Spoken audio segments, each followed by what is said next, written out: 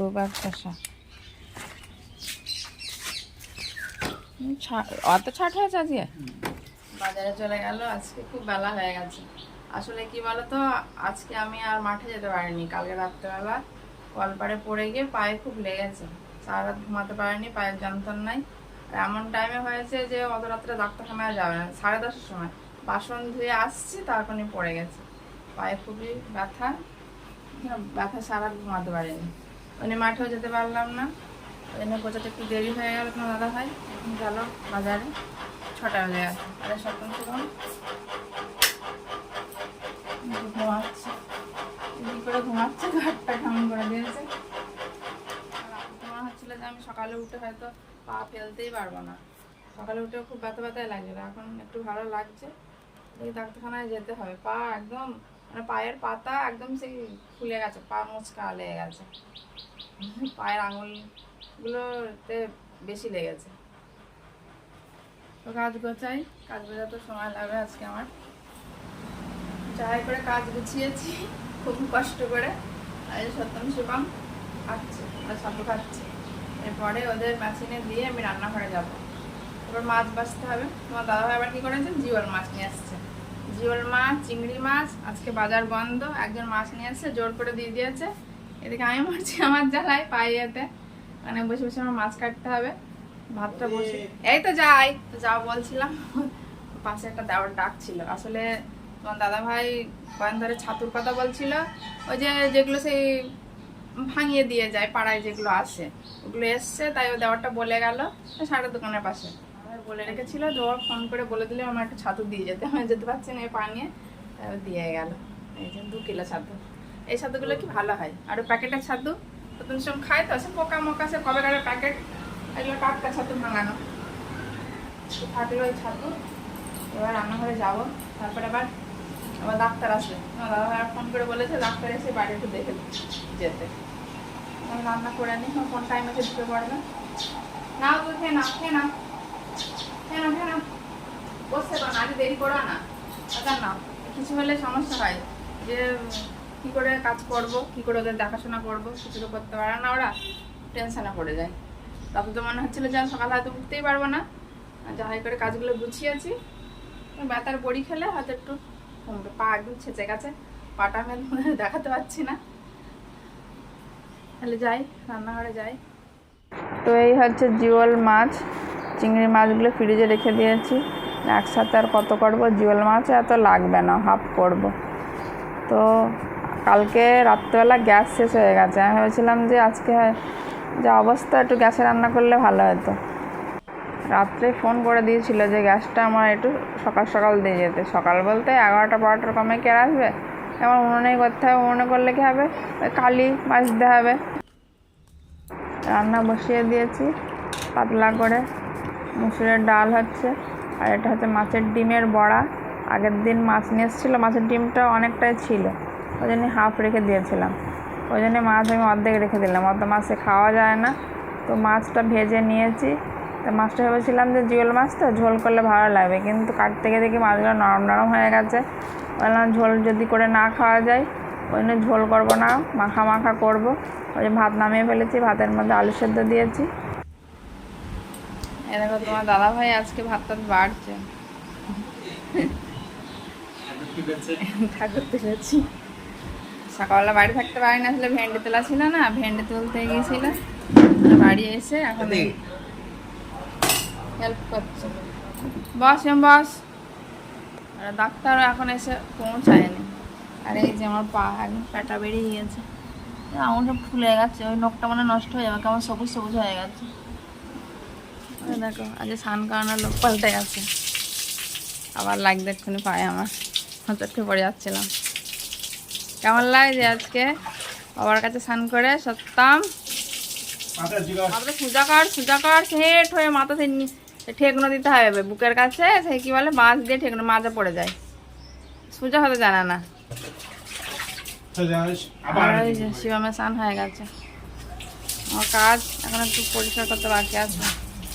চাঁদ খামচা হয়েছে, এগুলো সব একটু ধুতে হবে। আসলে পায়ে জল ঠাকাতে পারছি না, ওই জন্য ঠান্ডা করে দিচ্ছে। কাজ কমপ্লিট। এখন এই ঘরে আসলাম। আজ প্রচণ্ড গরম, এত গরম কোনোদিন লাগে না। স্ট্যান্ড ফ্যান চালিয়ে দিয়েছি। করোনাতে এক বালতি জল আমার দাদা ভাইদের পাঠিয়ে দিলাম, আমি এক বালতি দিয়ে আসলাম। আর ডাক্তার এসেছিল, ওষুধ খেলাম, ব্যথা একটু কম আছে, কিন্তু কি প্যাটা বেরিয়ে গেছে না, রসানি পড়ছে। আর ওই দেখো সত্যম ছিল দুধ ভাই টায়ারহালি করছে। এখন একটু মিষ্টি খাবে। আজ আর কাজ করাবো না, কাজ করাতে পারছি না, বলো রাত্রে ঘুম হয়নি, শরীর খুবই খারাপ লাগবে। একটু মিষ্টি খাইয়ে ওরা একটু ঘুমাবে, আমি একটু রেস্ট নেবো। বেজে গেছে প্রচুর, কটা বাজে এখন? ওই 1:10-20 বাজে। আমার দাদাভাই ঘাস আনতে গেল। আসলে আগেই চলে যেত, বলো না গ্যাস শেষ হয়ে গেছে, গ্যাসে বাড়ি দিয়ে যায়নি, গ্যাস আনতে হলো। আমি ভাত উনুনেই করে নিয়েছিলাম পরে, আমরা কখন গ্যাস আসবে ঠিক নেই। গ্যাসকে ফোন করেছিল, তো বললো যে নিয়ে যেতে এসে, গ্যাস আনতে গিয়েছিল, ওই জন্য লেট হয়ে গেল। তোমার দাদাভাইও মাঠ থেকে তাড়াতাড়ি ঘাস নিয়ে চলে আসবে, যা গরম পড়ছে। ঘাস এখন আনতে গেল। বাগানে সব গরু রয়েছে। কি বলবি শিবম? কিছু বলবে মনে হচ্ছে, বল কি বলবি? কি বলবি বল? মার পায়ে লেগেছে, ওরা তো জানতেই পারলে না যে মার লেগেছে, কাছে আসছে, আমরা তো বুঝতেই পারলাম না যে মার লেগেছে। যাই হোক, একটু রেস্ট নিই, তারপর আবার। শিবম বসে বসে ঘুমাচ্ছে, আর আমি বাইরে শসা কাটতে বসেছি। দুপুরের খাওয়া দাওয়া হবে। সত্যম একটা পাক দিয়ে নিলে উঠোন থেকে, ও দেখলো যে আজকে কি আর বৃষ্টি হবে না, গরমে ওরও ভালো লাগছে না। তো শসাগুলো আজকে ছাড়ছুট শসা, খুব একটা ভালো নয়। তা তোমার দাদা ভাই বলছে যে আজকে তোমার পায়ে ব্যথা, যেমন তেমন খেলেই হবে, আজ পেটে একটু গোজার মতো দিলেই হবে। থাক তাহলে, যতক্ষণ বলেছে।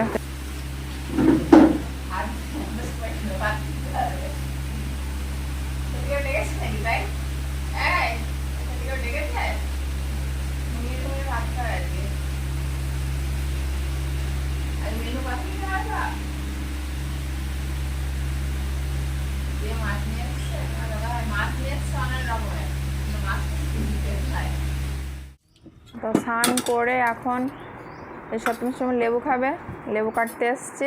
তো শিবম পিছনে দাঁড়িয়ে আছে। শিবম হচ্ছে লেজ, যেখানেই যায় সেখানে পেছ পেছ যায়।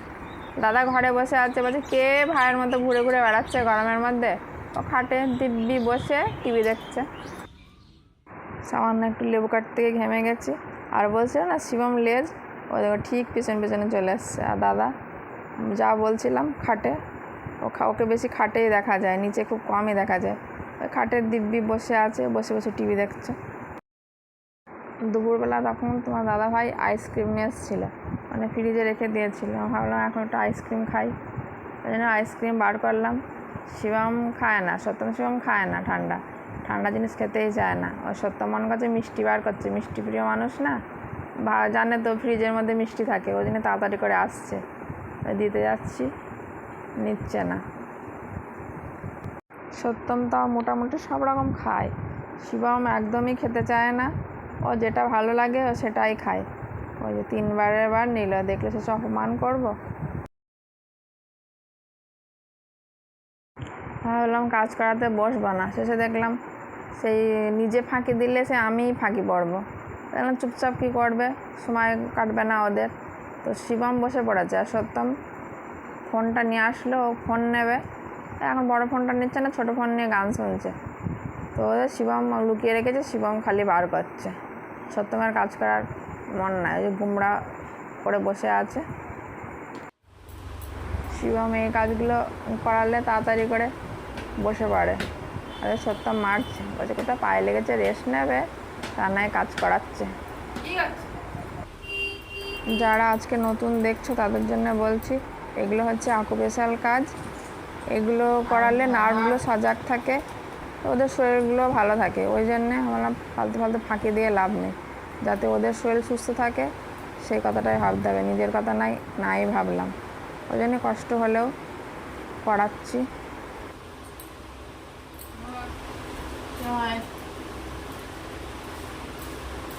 চা করে নিয়ে এসছি, কিন্তু চায়ের আশা ফাঁকা, চায়ের টেবিলের লোকই নেই। সত্যম শিবম ঘরে আছে, আর তোমার দাদা ভাই খানি আনতে গেল। আসুক তারে, তারপরে চায়ের আসলে আমাদের বসবে। এই দেখো গরমে সব বডি হালকা করে খেয়েছে, আর কি বডি হাড় কমে যাচ্ছে। আর সত্যি বসে বসে কি করছে, হাসি জগাড় হাসি জগাড়, হাসি জগাড়, বসে বসে টিভি হচ্ছে, টিভি দেখ। দাদা ভাই আসলে আমরা চায়ের আসর বসাবো, তার আগে এরকম এক গাদা জামা কাপড় আমাদের বসে বসে গোছাই।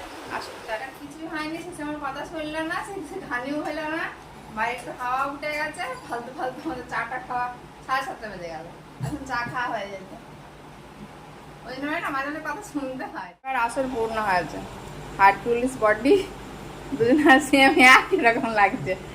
হ্যাঁ খেয়ে নে, আমার দিকে তাকিয়ে আছিস কেন? হ্যাঁ এই তো বিস্কুট দিয়েছি, চা দিয়েছি, একটু চা দিয়েছি আর দুধ দিয়েছি। আর আমাদের হচ্ছে এই যে নারকেল আর মুড়ি, এর জন্য অপেক্ষা করা হচ্ছে, নাহলে কখন চা খেয়ে নিতাম। এসে নারকেল ছুড়াবে তারপরে তো। এই দেখো একটু হাওয়ার মধ্যে উঠেছিল, আমি ভাবলাম যে ওয়েদার আজকে একটু হয়তো নরম হবে। হাওয়া দেখেই তোমার দাদা ভাই চলে আসলে, বলে যদি ঝড় উঠে যায়, মেঘ উঠে যায়, তো চাঁদ দেখা যাচ্ছে।